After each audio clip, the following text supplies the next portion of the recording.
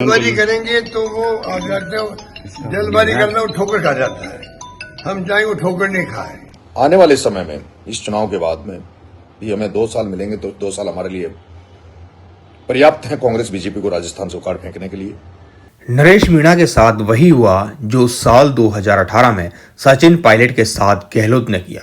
ये स्क्रिप्ट ठीक वैसी ही है जैसे सचिन पायलट के लिए लिखी गई थी। जिसने भी अपने अधिकार के लिए पार्टी में बात रखी उसके साथ यही होता है। नरेश मीणा को उसकी चेतावनी बातों ही बातों में पूर्व सीएम अशोक गहलोत ने पहले ही दे दी थी। वो नौजवान आदमी है, उनको थोड़ा सब्र रखना चाहिए। उनका लंबा कैरियर है।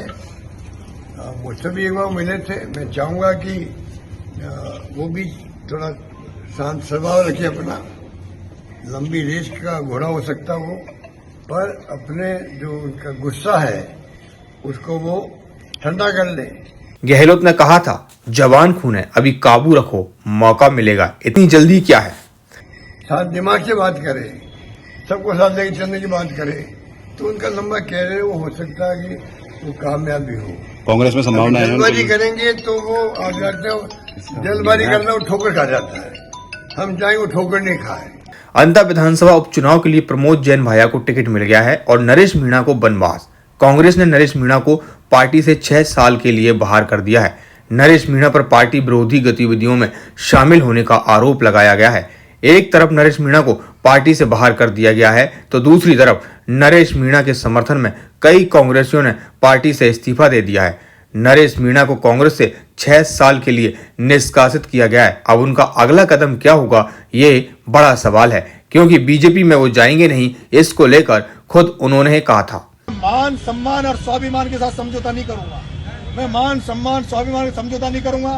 भिखारी बनकर किसी के दरवाजे पे नहीं जाऊंगा। चाहे महाराणा प्रताप की तरह सूखी रोटी खा लूंगा, घास की रोटी खा लूंगा, लेकिन अपने मान सम्मान स्वाभिमान के साथ समझौता नहीं करूंगा। अगर कहीं जाऊंगा तो मैं जाऊंगा तो वहां जाऊंगा जहां आप सबका सम्मान बढ़े, मेरे साथ काम करने वालों का भी सम्मान बढ़े, उनको भी आदर मिले, उनको भी सत्कार मिले। नरेश मीणा अकेला जाकर कहीं बंद कमरे में जाकर इसे समझौता नहीं करेगा। मीणा ने साफ कह दिया है, राजस्थान से कांग्रेस और बीजेपी को उखाड़ना है। इसके लिए नरेश मीणा का क्या प्लान है वो भी आप सुनिए। लेकिन जब थर्ड फ्रंट में मैं चुनाव लड़ूंगा तब मुझे किसी न किसी दल से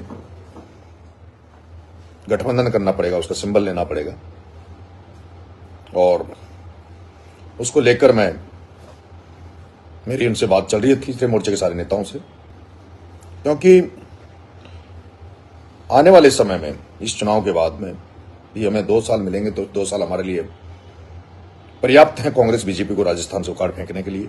जिस थर्ड फ्रंट की बात नरेश मीणा ने की है उसकी बात कई बड़े बड़े नेता कर चुके हैं, लेकिन थर्ड फ्रंट राजस्थान में कभी चला ही नहीं। बीजेपी के वरिष्ठ नेता घनश्याम तिवारी का हाल देख लीजिए। अंतर विधानसभा उपचुनाव के नतीजे तय करेंगे नरेश मीणा का सियासी करियर कहां होगा। जिस दिन चुनाव के नतीजे आएंगे उस दिन नरेश मीणा का स्टंट क्या होगा ये भी देखना होगा।